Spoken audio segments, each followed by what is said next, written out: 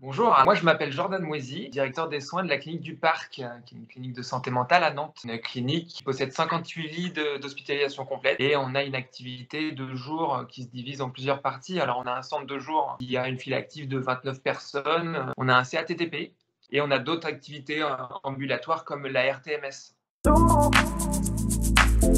Cette démarche, elle est née d'une réflexion d'une partie de l'équipe qui était en place, donc les titulaires. On était quand même arrivé à un pourcentage d'équipes en place et d'équipes remplaçantes de 50% chacune. Donc ça a été un peu notre marqueur d'alerte, si je puis dire. Et nous nous sommes réunis en équipe suite à de multiples observations de dégradation de la qualité de nos prises en charge, posés tous ensemble autour de la table, mis en pause les projets qui étaient des projets du quotidien.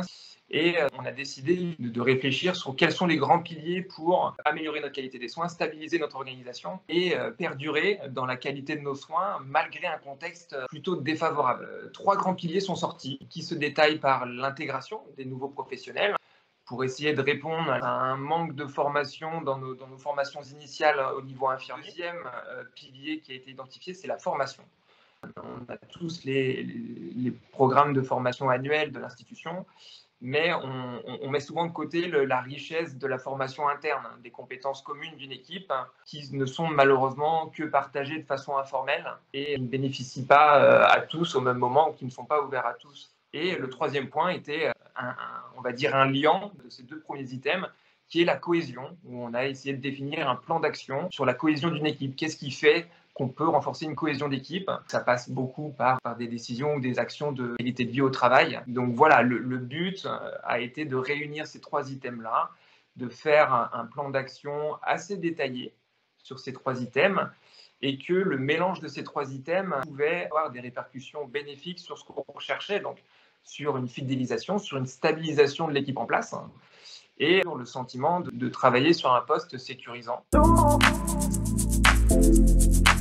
Le pilier intégration, il a apporté plusieurs volets. Il y a l'importance du coup d'accueillir les nouveaux arrivants. Alors c'est quelque chose qui était observé comme un peu mis de côté dans un contexte où le turnover était important, que nos titulaires étaient effectivement fatigués de répéter les choses ou en tout cas de former les personnes qui n'étaient que sur des présences dans le service d'une semaine, 2 semaines maximum ou des CDD très courts de 1 ou 2 mois. On a remis en place un parcours qui dure 1 mois, qui donne la possibilité aux nouvel arrivants de rencontrer chaque professionnel de la clinique, peu importe son métier, en tout cas son rôle dans la clinique, un parcours d'entretien de 10 minutes avec chacun des professionnels. Alors, pour être concret, nous, dans la clinique, ça représente 5 corps de métiers différents, de la secrétaire médicale au psychiatre à la psychologue, et où ils ont 1 mois pour prendre ces rendez-vous de 10 minutes avec les professionnels, où ils mettent en place un échange de 10-15 minutes sur quel est ton rôle dans la clinique. Donc le plus formateur par expérience, c'est souvent l'infirmier qui a le rendez-vous avec l'agent d'accueil. C'est jamais ce que l'agent d'accueil fait, ou en tout cas tout ce qu'il fait.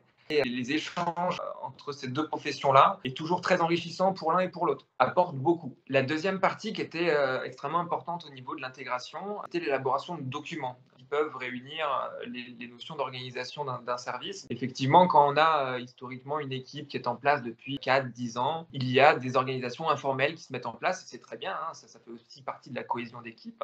Mais quand une partie de cette équipe-là vient à disparaître, alors quand on est sur 30% de turnover, voire même 50%, toutes ces organisations-là sont mises en péril et impactent directement, assez violentes, les organisations d'un service et les prises en charge des patients. Donc, on a décidé de se reposer autour de la table et d'élaborer des documents qui n'ont que pour but sécuriser les organisations de soins, sécuriser ce qui est informel et sécuriser ce qui est hors des procédures. Donc on a élaboré un guide, le guide d'organisation de la clinique du Parc, ça parle à tout le monde, et c'est un guide qui répertorie pour le moment 23 fiches qui ont pour thématique d'expliquer ces organisations-là au premier venu, un intérimaire qui est là un après-midi, ou le CDD qui arrive de son contrat pour 6 mois ou 12 mois, et qu'à la lecture de ce document-là, on ait tous la même vision, la même façon de faire au sein du service. Pour donner un exemple plutôt concret, faire un tour de chambre, on a une fiche qui s'appelle le tour de chambre en santé mentale, parce qu'effectivement, quand on parle à un intérimaire ou à un remplaçant qui n'a pas encore l'expérience de la santé mentale, faire un tour de chambre n'a pas la même signification que nos infirmiers psy il y a 10 ans. Il y a une façon de faire, des choses à vérifier, des choses à faire attention, des choses à tracer. Et toute cette importance-là, on essaie de la retraduire dans ces fiches-là pour qu'un remplaçant qui est là l'après-midi essaye de coller au maximum sur la façon de faire, sur la prise en charge globale de nos équipes. Ça sécurise le nouvel arrivant et ça sécurise aussi l'équipe au global qui est titulaire, qui se dit qu'on a des remplaçants, mais qui ont connaissance de nos façons de faire. Et ça, pour le coup, c'est un double bénéfice. Tutorat, qui se détache un peu plus du rôle du manager, ou en tout cas du cadre de proximité, ou même du DSI. Un tutorat, c'est quelque chose qui était mis en place il y a quelques années pour que les nouveaux arrivants, ou les nouveaux professionnels surtout, qui n'ont pas l'expérience de la santé mentale, puissent avoir un référent soignant du même statut qu'eux. Donc, on enlève toute notion de hiérarchie dans ce lien-là. Et l'unique but de ce tutorat est que 2 personnes s'entraînent à cette réflexion de santé mentale. Toujours être dans le re-questionnement sur des choses qui nous gênent, sur des choses qu'on ne comprend pas, sur nos difficultés de prise en charge sur certains patients. Le traduire et le verbaliser à un tuteur qui a cette expérience-là a toujours quelque chose de rassurant. Ça, c'est le tutorat qu'on essaie de mettre en place. Alors, ce n'est pas quelque chose de facile parce qu'on ne peut pas tous être tuteur naturellement, mais il y a quelques personnalités qui peuvent le faire de façon très aisée. Une formation alors qui est assurée par un plan de formation annuel de l'institution et qui est riche, mais on met souvent de côté toute la ressource qu'on a en interne en termes de formation, ou en tout cas en termes de connaissances. Et le deuxième item de ce plan d'action était de valoriser toutes ces connaissances et de créer ces espaces d'échange, ou en tout cas de formation interne. Nous, on a pu débuter assez aisément avec une équipe médicale extrêmement mobilisée sur ce versant-là, parce que effectivement, eux, c'est extrêmement important que les équipes qui sont présentes dans les services soient formées, ou en tout cas qu'elles aient un apport théorique suffisant pour assurer les prises en charge des patients.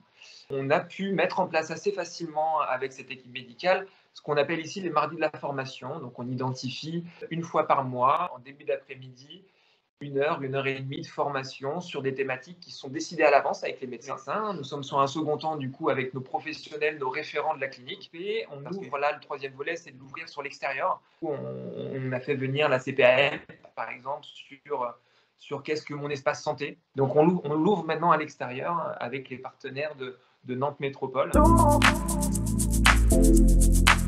Qu'est-ce qu'on fait pour renforcer tout ça? C'est ce qu'on appelle classiquement la cohésion.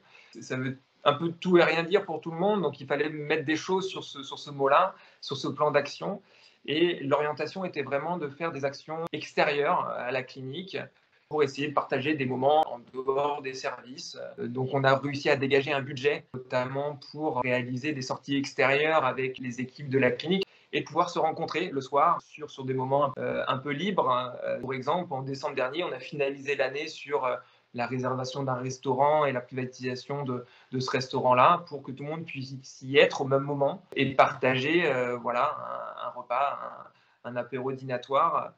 Donc, c'est essayer de renforcer par rapport à ce versant-là, la cohésion d'équipe, l'extérieur. Il n'y a pas que le boulot, il y a aussi une équipe, c'est connaître son collègue le matin. Je saurais à un moment donné, quand je lui poserai la question, est-ce que tu vas bien? Juste le fait qu'il ne me réponde pas ou son regard, si à partir du moment où j'arrive à savoir s'il va bien ou pas, ça c'est de la cohésion. Et après, on a essayé de faire des petites choses qui sont très axées qualité de vie au travail. Là, on est en train de mettre en place l'ouverture de la salle de sport pour les professionnels, justement pour entretenir ces activités un peu extra-professionnelles, pour forcer la rencontre et lier un petit peu nos équipes sur d'autres versants que nos apports théoriques et nos organisations.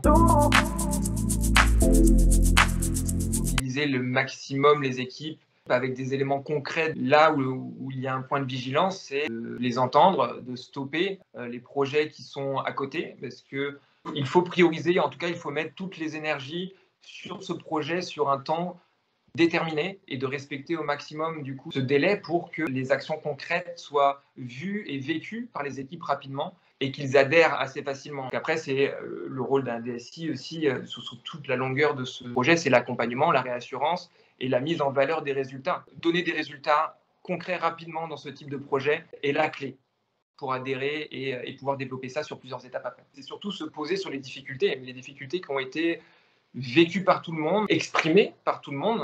Donc le fait qu'à un moment donné, on puisse accueillir ces difficultés-là, les observer avec les équipes et à un moment dire stop, on va se poser autour d'une table et on va se consacrer à ces difficultés-là, alors pour vous, mais aussi pour les prises en charge, la qualité des soins, ça donne un élan de motivation. L'élan de motivation dans ces situations-là, il est toujours très court. C'est là où il ne faut pas se rater sur les éléments concrets rapidement. Mais l'adhésion, elle passe par là. On n'a pas de difficulté à les capter sur un court moment, mais il ne faut pas que ce court moment soit décevant dans le management et dans la conduite de projet, où là, on perdrait définitivement la motivation d'une équipe si les débuts du plan d'action venaient à pas aboutir ou à prendre du temps ou à devenir un peu hasardeux.